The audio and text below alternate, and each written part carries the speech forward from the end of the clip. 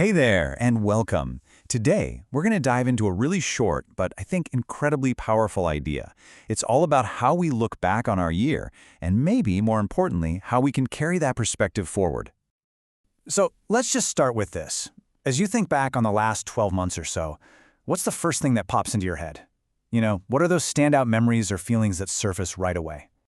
For pretty much all of us, it's a real mixed bag, right? On one side, you've got the ups, all the wins, the happy moments, the times we felt really connected.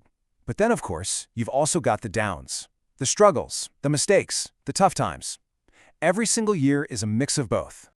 It's totally natural to want to celebrate the good stuff and maybe just, push the bad stuff aside and try to forget it.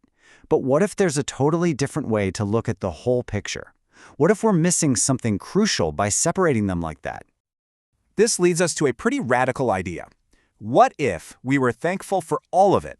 And I mean everything. Not just the easy parts, not just the wins. Being thankful for every single moment and every person who is a part of it.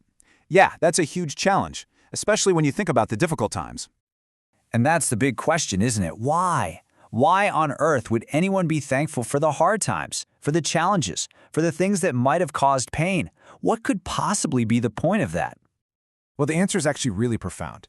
It's because every single one of those experiences, the good, the bad, all of it, they're what forged you. They built your strength, your wisdom, your empathy. Every single event was like a necessary ingredient that made you the unique, complex person you are right now in this very moment.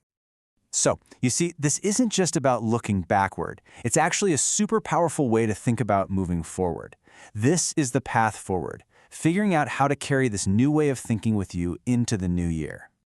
And it gives us this beautifully simple framework to do that. It's 3 steps.